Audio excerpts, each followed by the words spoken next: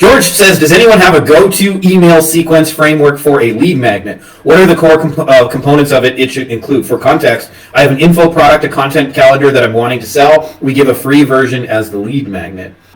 Next question, we got Carlos. He says, thoughts? And this was an ad by a guy named Alex Mayer who says, SEO is dead. Start an AEO agency instead. Optimized for discovery by ChatGPT, Alexa, and other AI engines using Ask Engine optimization techniques. Charge businesses every month to set up and manage their AEO. See how it works.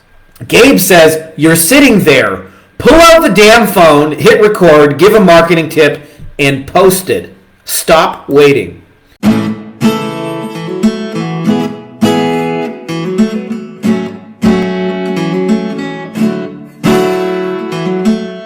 Welcome back, everybody. Another weekly Q&A, another good time in the agency world. You guys are building cool shit. I'm here to be that internet degenerate who answers some questions for you guys and hopefully gives you guys some insights that help you to be more successful and faster and easier and with less mistakes at this game. I appreciate all of you guys who tune into this regularly, and a lot of you guys have told me you listen to this in the car and, just whatever, like it's cool shit. Just a quick little announcement before we get rocking and rolling that a couple of them actually, I'm going to give you guys 4 quick ones. Number 1, if you guys have not already bought passive automated recurring income, like let's just say you're missing some shit. We already have people getting pretty substantial results, and we haven't even really gotten going with it in our Facebook community. As well as I'm coming out with version 3.0 of this baby. I'm making some updates, especially like related to AI and things like that. How could I leave that out after when I first wrote this book, there was no artificial intelligence tools and stuff like that, so I plan on updating that. As well, we got an in-person event in Mexico. I'm going to drop the details in the comment if you guys are interested. We've not filled up, but we are getting there little by little. And when it's full, it's full. Like, that's it. Like, there ain't no more room to come hang with us. But I would love for you guys to come because I'm telling you, like, this shit is life-changing. It really is. There's something about, just face-to-face that you can't get. I'm just going to put January deets. Put it as a comment. And then as well, we're making some major upgrades to the Wolfpack right now. I'm building like the funnels so that when you guys join, you'll be able to like sell all your stuff phoneless and meetingless, and it'll be like literally just paint by number, copy and paste, put your details here, put your details there. So if you guys are interested in those, check those babies out. I put some links to the event. If you guys are interested in the Wolfpack, you can just message me personally on the old Facebook. Other than that, let's get rocking and rolling. I see we got Hetty's here. Nice to see you, brother. Ladies and gentlemen, boys and girls, children of all ages, Frankie Fihn proudly brings to you our weekly Q&A. The Big Dad Golden Guns. Obviously, I'm shredded, as you guys can tell. Although I will tell you, when I was younger, I used to do a lot of like exercising. I felt like I'm just naturally a skinny guy, and so I would like... I felt there was a girl in high school who she was more interested in a dude with muscles, and so that left a lasting insecurity on me for a lot of years. And I tried real hard to get all buff, but now I'm in the space where I just like exercising to feel good and be the healthiest version of myself. I don't really care what anybody else thinks of me and looks at me, and so I just do like 15, 20 minutes a day. I don't try and kill myself exercising. I do what's sustainable for me, and I love it. And anyways, this is not advice, but let's get into the good stuff. Anyways, I'm rambling here. Your questions. George is up. George says, does anyone have a go-to email sequence framework for a lead magnet? What are the core components of it? It should include. For context, I have an info product, a content calendar that I'm wanting to sell. We give a free version as the lead magnet. Okay, so let's talk lead magnets and strategies after the fact, okay? So lead magnets are a great way to get people to go. For those of you guys who are not familiar with the lead magnet, it is a small downloadable thing that gets people to go, I'm interested, and it makes them take a step towards you. This has, by the way, in direct mail and things like that, for 100 years they've used lead magnets, and they work, by the way. In direct mail, it was usually like get a free report kind of thing. So they've changed and evolved over the years. My favorite advice for actually creating a lead magnet, I'm going to give you guys two things that may be very useful. One is Firstly, how long should a lead magnet be? And I'm going to tell you, you want it to be able to be consumed in under 10 or 15 minutes. So this means you don't have to write a 300-page ebook. Too many people have those things that just get downloaded on people's hard drives and they forget to ever read them. It goes into what I call hard drive purgatory. So Nicholas Kusmich calls this SAGE, which stands for short, actionable, goal-oriented, and educational. And so when you create lead magnets for your market, you want it to be something that they can use ideally in 10 or 15 minutes. Now, when you actually create a lead magnet and the sequences that come after it is... Frank Kern explained this to me in the simplest way possible, is the best way to show people that you can help them is to actually help them. I know, it's a crazy concept, right? Like, not too many marketers think of it. So the analogy Frank Kern used that kind of like really cemented it home for me, that may be useful for you guys as well, is he talked about a dating analogy. So he helped a guy named Neil Strauss to sell a dating offer, and they made millions of dollars back in the day. And he said the first email they sent out was about like the very first thing that person would encounter in the process. Like, how do you actually just go talk to a girl? And so the first email was about like their strategy of what I would call opening.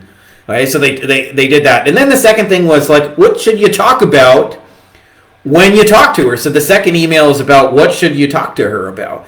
And then the third email was the close of like, how do you get her number, right? And then the fourth thing was like, what do you text her to get a date? And what kind of dates are a good idea in general? And then the fifth thing is like, where to take her for a date and how to kind of like organize a good date for somebody. And it's what he called results in advance. And so he broke it down into a timeline of the prospect is here. They're trying to get here. In this case, the person is single and lonely, not able to go talk to somebody of the opposite sex, and they want to go get some dates, right? So how do we get them from here to there? And so they gave them little bite-sized pieces they could use in those emails. So I'm going to build upon that and say that like we essentially use that and have used that framework with mixing in Travis Sago's concepts from his book Make and Beg to Buy, which is pre-selling, which is, I think, 6 Ps. You pre-sell the problem, you pre-sell the price or the cost of the problem, you pre-sell your plan or your process to solve it, you pre-sell proof, you pre-sell your personality, and you pre-sell your philosophy. All of those start with P, by the way, the 6 Ps of pre-selling. If you put those if you make a lead magnet that helps somebody achieve a bite-sized result and then moves them towards what they want, they're going to buy from you. So I'll give you an example. Back in the day, we created, Stephen Yen and I created a referral service from attorneys. And we got the idea because one guy said I was getting a shit ton of attorneys. I asked him how he was doing it. And he said, I just create a local meetup event at a bar. It's free. And then I invite all the people I want to be there. In his case, it was chiropractors, auto body shops, basically other people who knew accident people. And he said also influential people in the community, the mayor, the manager of the local cell phone store, stuff like that, right? So he made a list of all the people he wanted to invite, and I was like, man, we should create that as a done-for-you service. So what we created as a lead magnet was our 26-point checklist of how you could generate referrals in a law practice, and it included 3 phases. It was like things you can do before the person is your client, things you can do during, and things you can do after. And it's just a checklist. But like if you went through that checklist, it would take you 10 minutes, and you'd probably get 1 or 2 good ideas that you could go and execute super, super easy. And those ideas came from things other successful attorneys were doing. Well, now you're far more likely to believe we actually know how to generate referrals for you if like that lead magnet was actually valuable to you. And then our follow-ups are just moving them towards that. So we talked about one of the easiest ways to get referrals is who should you get referrals from? Chiropractors, physiotherapists, auto body shops. How to get them, invite them to an event at the bar. And all of that is leading to, if you just want us to do this for you, we'll just do it for you. Right? This would be the cost. And so I wanted to show you guys that because that's like kind of the logical layout when you're creating a funnel is like you want the lead magnet to actually be helpful and valuable all on its own and continuously be moving them towards the result they want, that you obviously have a process, a system, or a service or a tool or something that gets them to that result faster. So that's what's worked for us. I'm not saying that's the only way to do it, but I wanted to kind of give you that layout and that understanding. And if you do that, the best way to create a funnel first is to kind of map it out by hand, just to break it down into the steps. So George mentioned in his case that he offers an info product or a content calendar that I'm wanting to sell. We give a free version as the lead magnet. Well, chances are if they create content, they want to sell something on that content. So you have to kind of fit content into the framework of like, how does it create a specific outcome for that person, and then map those down into steps, and then give them a free piece of content or two to help with that journey. And you'd be amazed at how quickly they'll start moving towards you. Anyways, I hope that's helpful to all you guys. Rich says, by the way, we're getting more of these questions. For those of you guys who have not read book 2, the old passive automated recurring income, once you read this, I don't think you'll ever look at internet business ever the same again. So Rich says, Frankie, found some pretty decent sales copy yesterday on Quora for my hand raisers. I struggled to find anything with a significant amount of upvotes. The most was 12, but the repetition of what was being said by different people stood out. I'm happy with what I found. It's actually pretty great copy. Quick question. I found what I can from Quora and Reddit, but not even started to look in Facebook groups yet, and already found lots and lots of active travel agent groups. So I'm sure I will find loads more gold. Would you recommend keeping the hand raisers a certain size and maybe just make a bunch of posts to test different ones in different groups? Or does the size of the post not really matter too much because we're literally relaying their own words back to them, meaning they will read the shit out of it? So firstly, my dude, I love it when people go use this because, as I mentioned, for those of you guys who are not familiar, Rich used a video we have on our YouTube channel. It is called The Unfair Sales Advantage. And it's essentially 20 minutes of how to do market research and have your market tell you in their own fucking words what problems they are trying to solve and what they want to overcome and all of those things. And what you'll find in doing so is you will write the best sales copy of your life, and you won't write it. You'll copy and paste it. It'll be feeding their words back to them, which is, and by focusing on the things they've upvoted already, you're saying it in a way they already like are head nodding and agree with. So the next step is you want to take that and put that into the marketplace and do what is called a hand raiser. For those of you guys who are not familiar with a hand raiser is a short summary of your offer. And let me tell you why hand raisers matter. I'll give you 2 examples, okay? So it was around 2008. I was sitting having a conversation with a buddy of mine named Mark. And Mark is a mortgage broker in Toronto, Canada. And Mark said to me something that like just got my greedy eyes flashing. I said, how do you get business as a mortgage broker? And he said, I buy leads on the internet. And I said, what do you pay for a lead? And he said, like $30-40 a lead. And he said to me something. The problem is they sell the same lead 20 times to 20 different mortgage brokers. And I quickly did math, and that meant, depending on like the quality or the type of lead, they were selling that lead from anywhere from $600 to $800 for one person's contact info. And I was like, hot damn! I need to be selling mortgage people's contact info. So the only thing I really knew back in those days was SEO. And so I got the idea that I would build a mortgage search engine so if you could put in your details. And then I spent 14 months trying to rank this website. Even back in those days, mortgage keywords were very competitive, and I wanted to rank nationally. So I worked my ass off. I built links and did shit like that 14 months. And I got to the end of it, and I found out that nobody loses sleep trying to find a mortgage. Like the bank's offering them to you, mortgage brokers are offering them, and it was around 2008, so like the financial crisis happened, and so it turned out nobody wanted what I was selling, and I had invested 14 months of like effort to build something nobody wanted. Also, somewhere around like the 5-6 year mark of running my agency, I got the idea that I would document all my SEO knowledge into a course. And I would sell the course, and I did this whole thing, and I spent like 3 to 6 months recording videos and making shit and doing all this stuff. Turns out, at least the way it was packaged, nobody wanted it. So I spent 3 to 6 months making some shit. So the point of a hand raiser is to save you all that misery of creating a service or a deliverable or a lead magnet, and you want to validate in the marketplace that people actually want it before you build it. So this means like I have a live event, and we already got people coming and selling, but the first time I did this live event, I floated the idea out there. In other words, a hand raiser. I put out the idea and said, hey, we're thinking of doing this live event. If any of you guys would be interested in coming, let us know. And I had enough people that go, okay, I should actually make a live event. But had the opposite happen, had nobody put up their hand, I would not have gone through and made it. So the reason I say this is because sometimes just little details in a hand raiser will dramatically alter how much it works. And one of the biggest details that I always tell our mastermind members to test first is what problem you are presenting your service as a solution to. And the same service, by the way, can often be presented as the solution to 10 different problems. So for example, we got a lot of guys in this community who do, or a lot of gals too, a lot of people, you guys are people-y, a lot of people who do Google reviews, okay? So if you do Google reviews, there are a lot of ways you could position that as a solution to all kinds of different problems. So one of the problems you could position it as a solution to is you're not getting any phone calls from Google. And if you get Google reviews, you'll rank higher and get more phone calls. Another problem we could present it as a solution to is you're losing business to ABC Plumbing, your competitor, right? So we could present it as a solution to you're losing business to someone else. We could take the same thing, and a lot of people have told me when they get Google reviews, the objections on the phone disappear. People just call them up and say, hey, we found you on the Google, we read your reviews, and we want to work with you. So it eliminates tire kickers, right?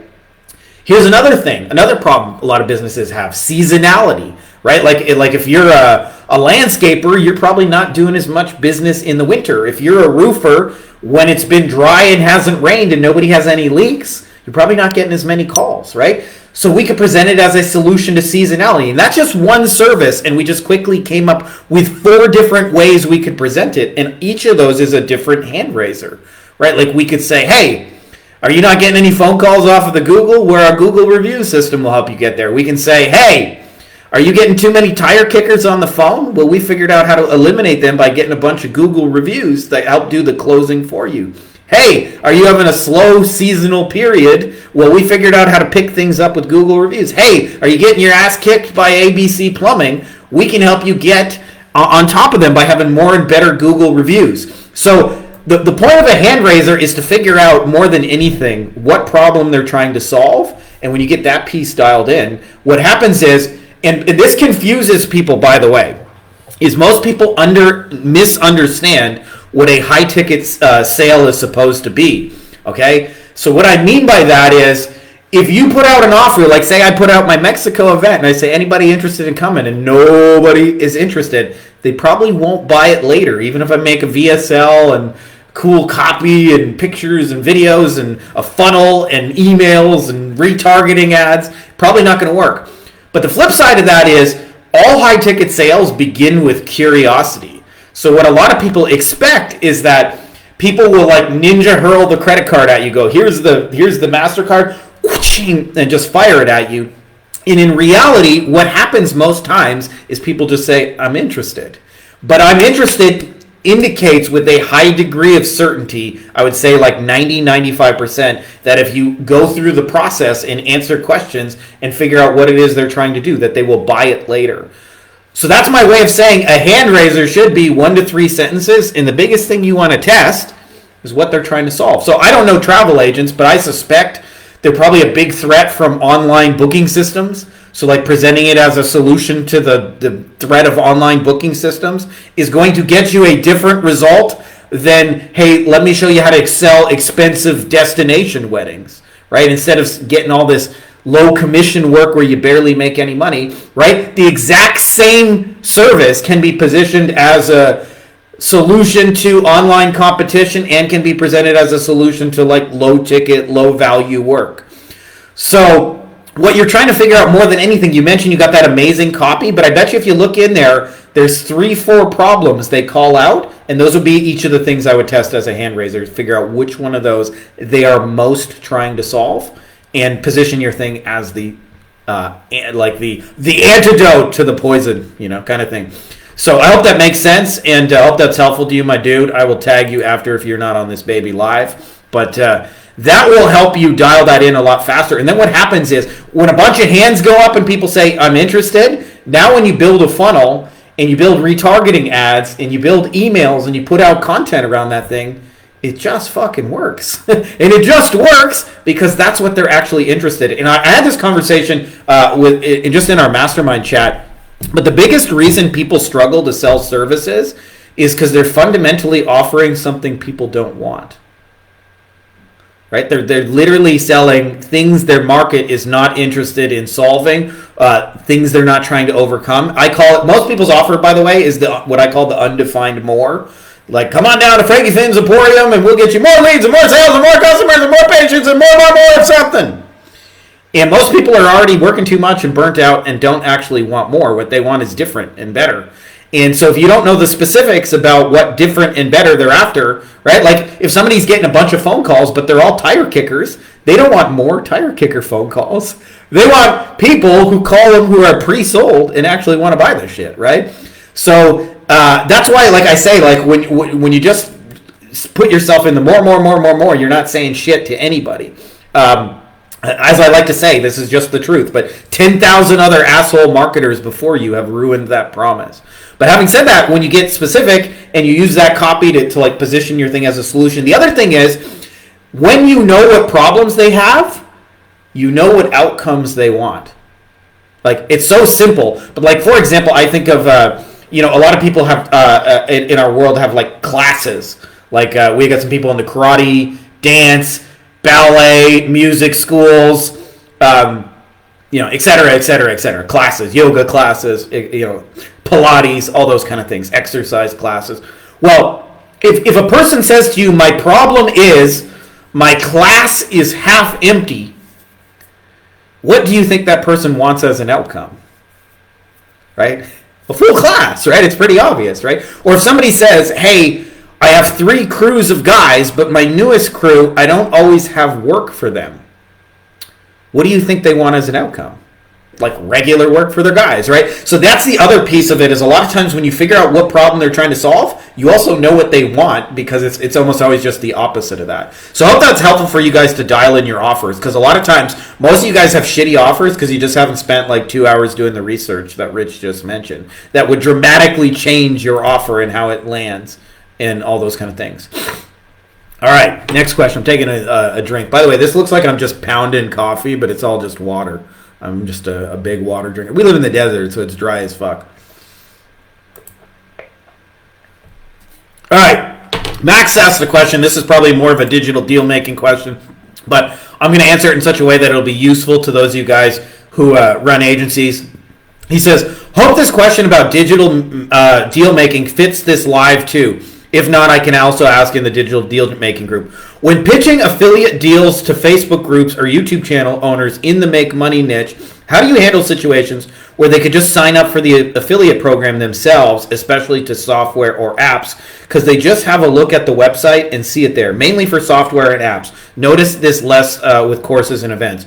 If it's the case, that they actually have time to set up the affiliate program themselves, how would you go about it? How would you be clear about being an affiliate program already set up for them and that you'll give them a percentage of what you get? Or would you just go with products that don't have an affiliate program? May the golden guns be with you. So, golden guns. You got me on golden guns, Max. Okay. So I'm a big believer in if you're going to bring an offer to an audience, that you should always try and enhance it, even if there's an existing good offer.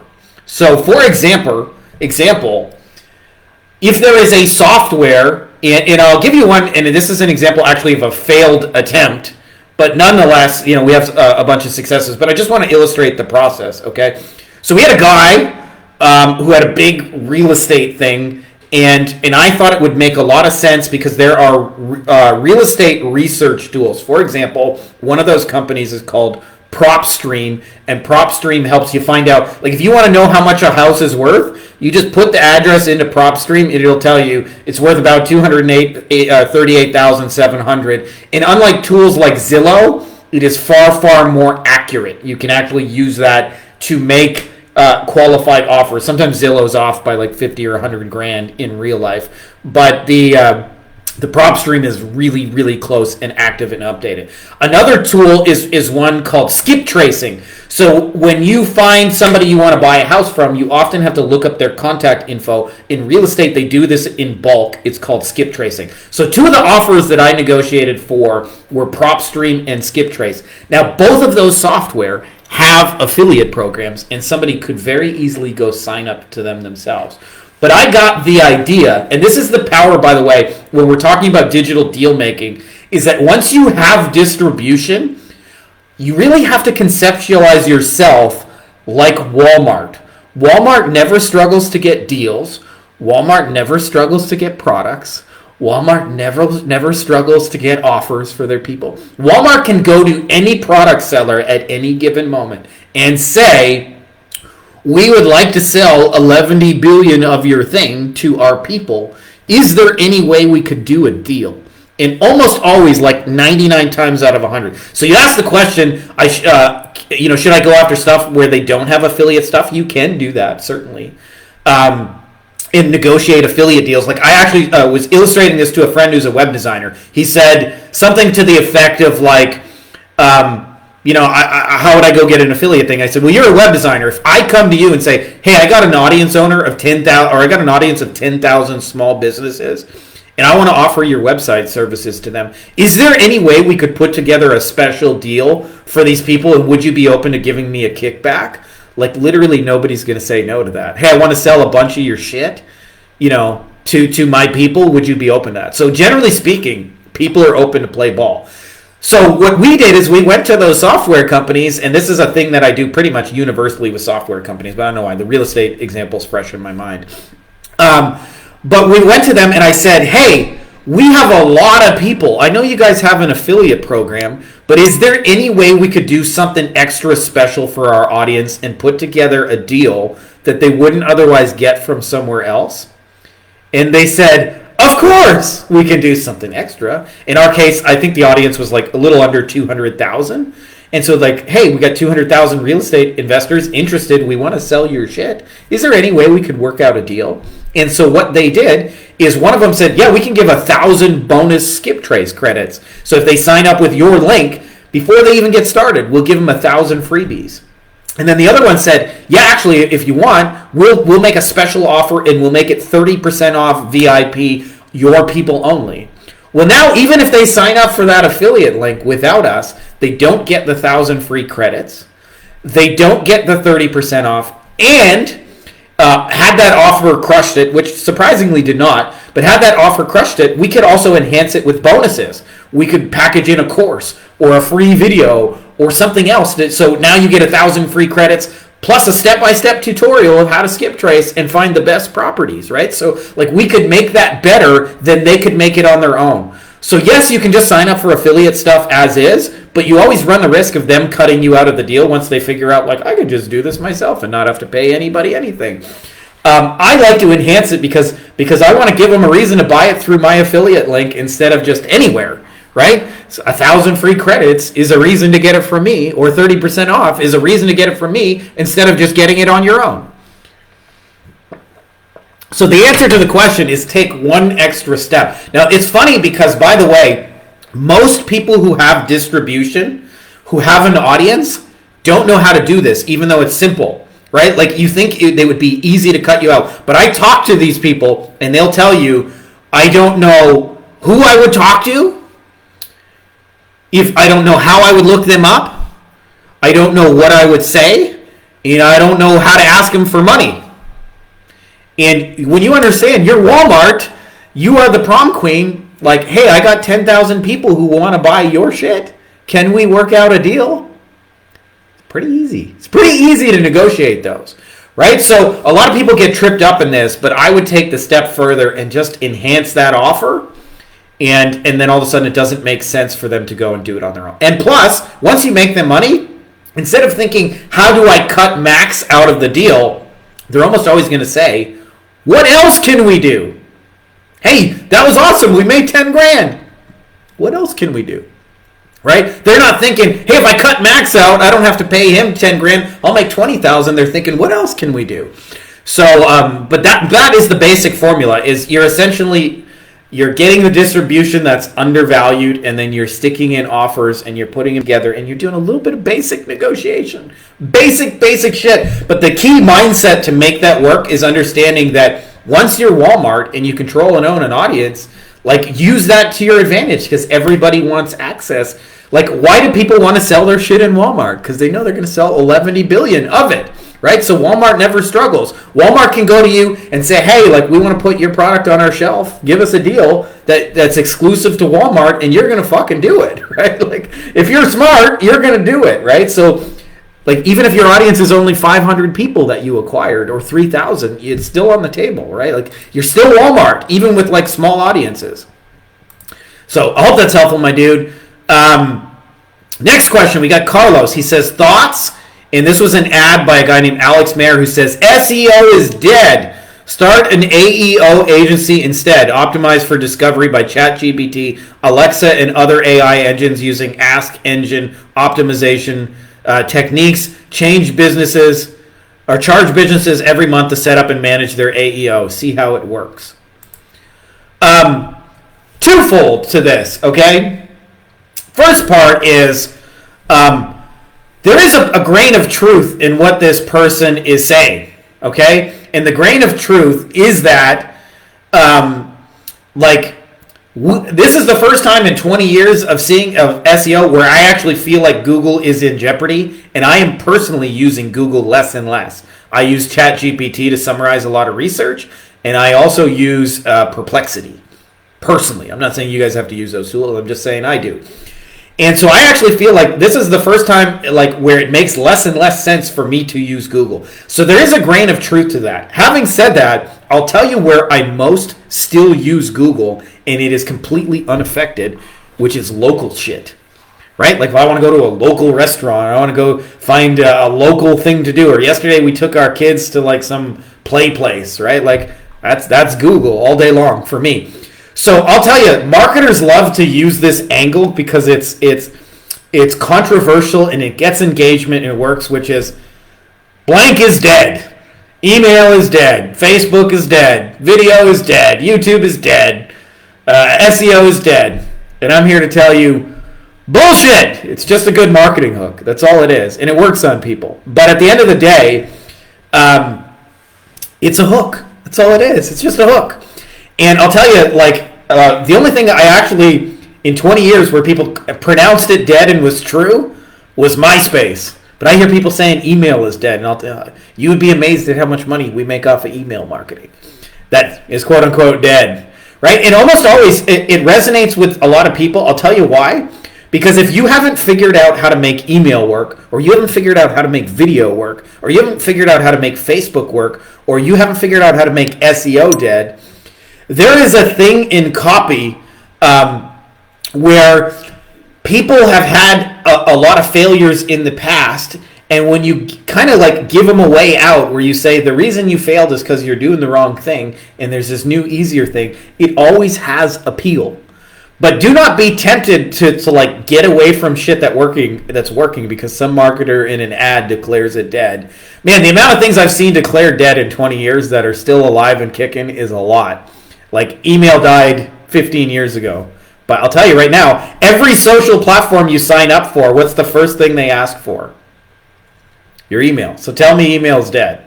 Right? Why does Facebook want your email? Why does TikTok want your email? Why do all of them want an email for you to sign up? Because email is alive and kicking. So SEO is changing. That is a fact. And there is some truth to, like, artificial intelligence optimization is going to be a thing. But having said that, is SEO dead? No. Is it dead for your clients? No. Take this shit with a grain of salt. Like, marketers love to just make exaggerated fucking claims because they get attention from it. Anyways, I hope that's helpful, my dude, and anybody listening. This was a comment actually in another group, but I wanted to rant on it because I related to it.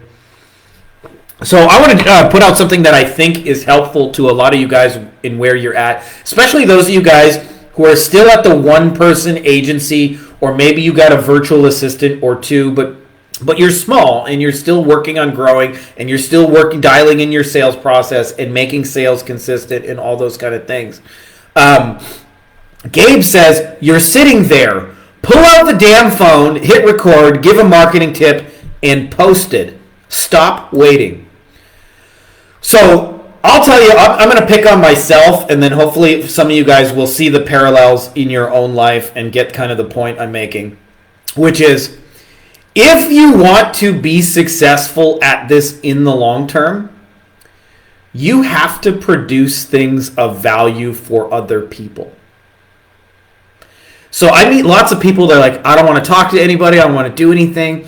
And I'm all for, by the way, closing motherfuckers in video. Like, that's what I'm known for. But a lot of those, how we learn how to close people in video is we first actually talk to real people and research them and listen to them and figure out what they really want and then create a solution around that and put the details into a video. It doesn't come falling out of the fucking sky.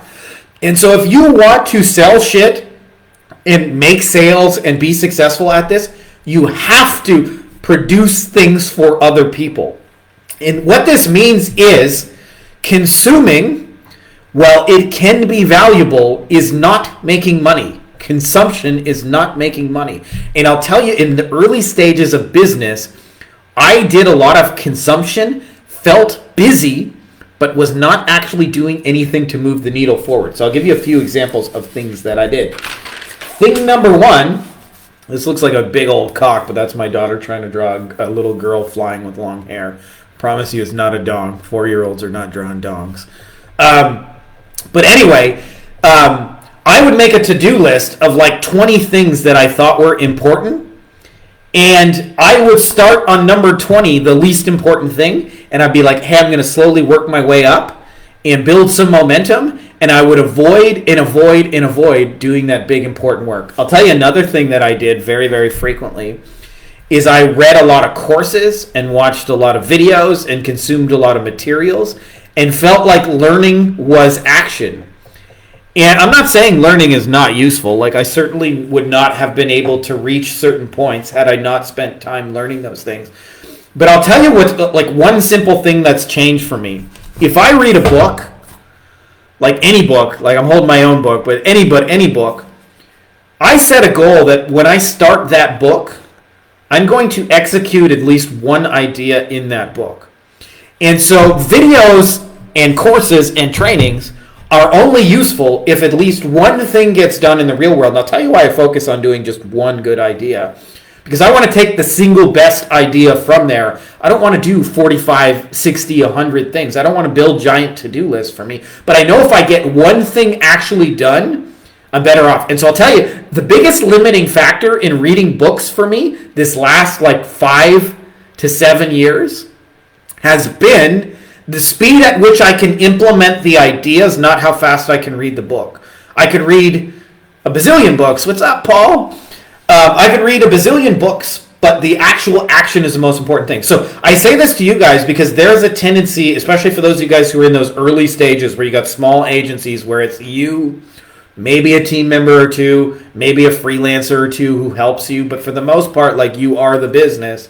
And when you're in those stages, there is a tendency to feel like consumption is like action. And I'll tell you, the only thing that actually moves the needle for is producing something for your marketplace and putting it in front of them intentionally. So Gabe's tip was real simple, which is, instead of scrolling, grab this and go, hey, it's Frankie here. If you guys want to get blah, blah, blah, blah, the best way to do it is blah, blah, blah, blah. Right? So I'm just obviously blobbity-bloobity. But point being is that you can actually do more damage in your marketplace by just taking one tip and putting it live into the marketplace than you can watching 40 hours of courses and training. And so I'm not like throwing shade at any of the courses and stuff you watch. I just know personally, I never did shit with them. I like just felt like I was getting smarter and better. And it's only useful insofar as you actually put it into the marketplace. So this is why I want to remove a lot of the noise for you guys and tell you that especially for those of you guys at smaller agencies, the only thing that moves the needle forward is having conversations with people in your marketplace, making offers, putting content in front of those people, putting ads, putting messages, inviting them to some shit. Everything else is noise. Like literally everything else. And for me, I used to spend hours and hours and hours like painstakingly updating my website. And nobody fucking ever went to my website because they didn't know I existed. I wasn't running ads. I wasn't putting it in the marketplace. There was no way anybody was ever going to find it. But it felt like action to me. And it felt like I was getting somewhere. And again, you have to... Action is important, but we also want to calibrate it with the right actions, right? Because if somebody's... Like for me, I'm in Baja, California. If I want to go to regular California, I got to go north. So if I take the wrong action and I take a boat west, I can action till the fucking cows get home and not get there. What's up? Matt Coffee, the rock star, is here. My dude. Good seeing you. So for those of you guys who are like in those stages and you want to move forwards, like I want to make that really simple. Any action which involves having a conversation or putting an offer or putting content or putting messaging in front of your ideal marketplace is the right action. Or paid ads in front of those people. Any action that is something else that is probably activity. And a lot of the activities are actually just consumption and feel like something. So as a simple rule, I'm not saying you guys can't ever consume. I spend probably about 30 minutes a day consuming, just so you guys know. I like scroll and read stupid shit, and sometimes right now my Detroit Lions are good, so I watch too many fucking analysis videos about them. But by and large, if you think of social media not as a consumption tool but as a production tool, so I think back in the day, when we grew up, we had like a TV and I didn't have cable or satellite or anything like that. We got like maybe like 4 channels that came in good, and there were these bunny ears, and I always yell at my brother like, Jordan, don't fucking move, hold it right there like it's coming in. And then he'd let go and it'd go staticky again. Hold it again. You're working as a antenna. So he would hold it and we would get the signal. And I think about it like consuming TV will never make you money, just so you know. But I'll tell you what will is on the exact same thing is if you produce something, if you make a TV show and it gets monetized with ads, you're going to make money, right? So you want to think about this is, are you producing TV shows or are you watching TV shows? Because if you're watching TV shows, you ain't making shit. I can almost guarantee it. And a lot of times people come to me having read this course, watched this video, done all that shit, and they feel like it's a lot of activity. And it is useful, don't get me wrong, but it's only useful insofar as you use that material to then go produce your own TV show. So if you're not producing something in the marketplace, chances are you're not making money. And then I'll tell you 2 other things that stop people from producing. Thing number 1 is they make it about themselves. So this like internal dialogue sounds like, oh, I got a pimple today. Can't make a video because I got a pimple. I hate the way my voice sounds on camera. My hair looks stupid. I could never make a video with my hair looking stupid. And I'm here to tell you, it ain't about you. Like if I make a video for a plumber doesn't care about Frankie Fihn's hair. He just wants to get more business for his plumbing video. That, by the way, that's a cute little picture of my little guy. So the first thing I'll tell you, it's not about you. And then the second thing I would say is what also trips people up is they think they need to have picture-perfect production values before they are worthy of making a video. And I'm here to tell you, if you got one of these, you got good enough quality where you can just go, hey, if you're a plumber out there and you're struggling with the slow season right now and you're just not getting a lot of calls, one of the things we found that works best is to get Google reviews. And if you want to get more Google reviews, let me show you in 3 easy steps how you can guys get a whole bunch more Google reviews. That's how easy it can be, by the way. Okay? So a lot of people think they need to have some like perfect thing before they can get started. But I say this to you guys, if you want to make money, produce. If you want to like feel like you're taking activity, consume and pretend to yourself it is production. So you have to produce things that are ultimately of value, and you have to be unafraid to put it in front of people. And I'll tell you, as a general rule, they give way less fucks about it than you think. Meaning in the sense of like, They don't care about your hair. They don't care about your pimple. They don't care about your voice. They don't care about the production values. If it's ultimately useful to them, they will consume it, and you will sell more of your shit on the back end of doing it.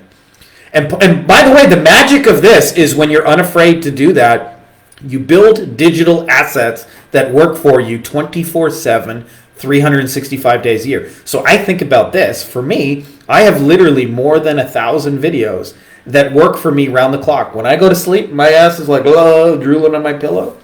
People are watching videos and moving towards me in a sales kind of oriented way because we have produced stuff for other people in the marketplace. Now, I'm not bragging about me. Like, that's my way of saying 1,000 videos starts with one or one post. It can be written. It can be audio. Like, whatever is your flavor. It can be a magazine article, whatever. But you have to produce something in your marketplace. And if you don't do that, right, like producing one working ad for a plumber, if your market is plumbers, will get you farther than 1,000 hours of watching video about how to sell plumbers and how to close them and all those things. Like making one fucking ad that works for a plumber. In other words, one thing produced is better than 1,000 things consumed. And so I'm not saying you guys can't consume. I still consume, just so you guys know, right? Like I'm at the 20 years into this, I still consume. I still watch stupid cat videos, watch old wrestling videos. Hulk Hogan, like, let me tell you something, brother. The Rock going, no, you're wrong, and shut your mouth, jabroni. Like I still watch those things. But my production to consumption ratio is like 10, 20 to 1. I spend way more of the day producing stuff for other people. And that's why income happens, by the way. So if you guys want to solve that problem long term, you got to get out of the thinking consumption is action and ultimately recognize that it can be this fucking easy. Grab a phone, say something valuable. It doesn't cost any money to do. Post that shit and let plumbers know that if they want to work with you, they can. And you'd be amazed. Some of them will if you do that long enough and consistently enough. So that's all I got for you guys in that one. I don't know if you guys have any other questions, but now is the time to do that.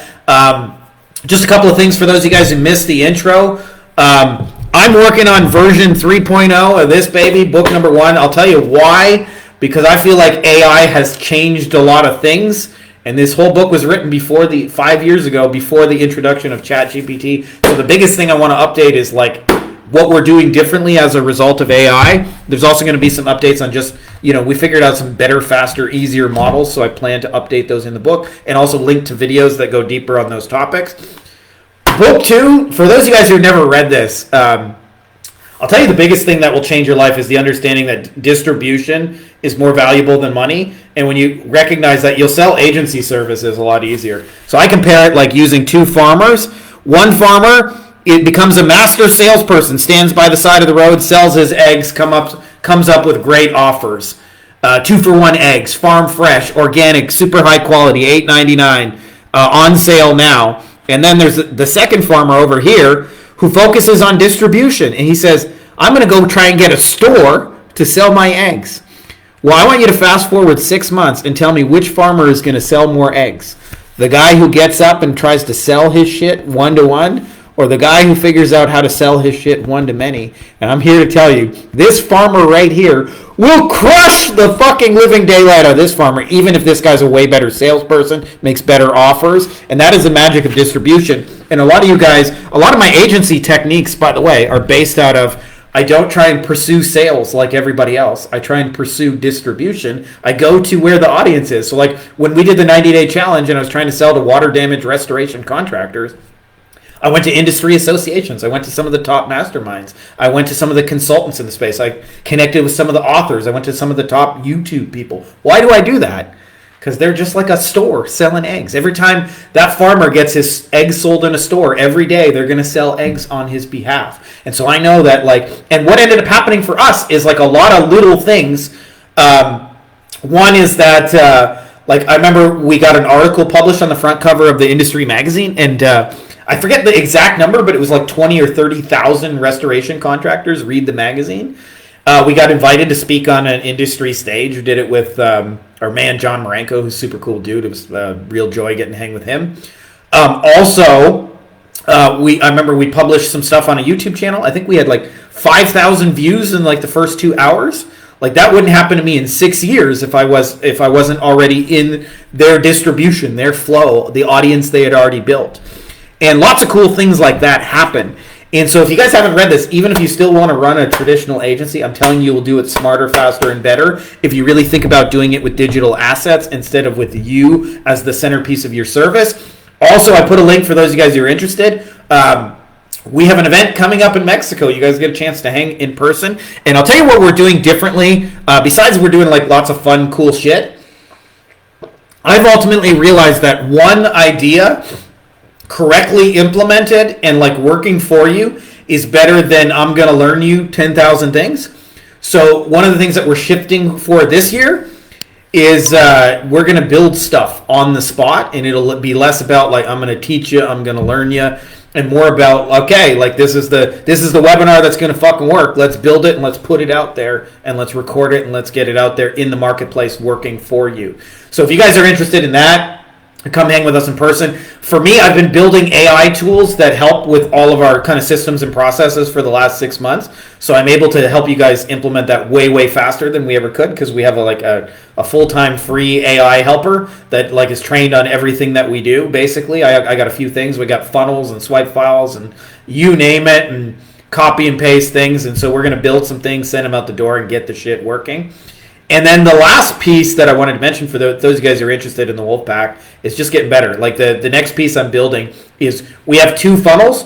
One that I'm building, this has been kind of battle tested, so I'm just modifying an existing one that kind of works to make it even better. But we have a funnel that's working to close people without phone calls. And then also a second one for how to do the same for your clients, because a lot of people get clients who say, oh, all the leads are bad, they all suck.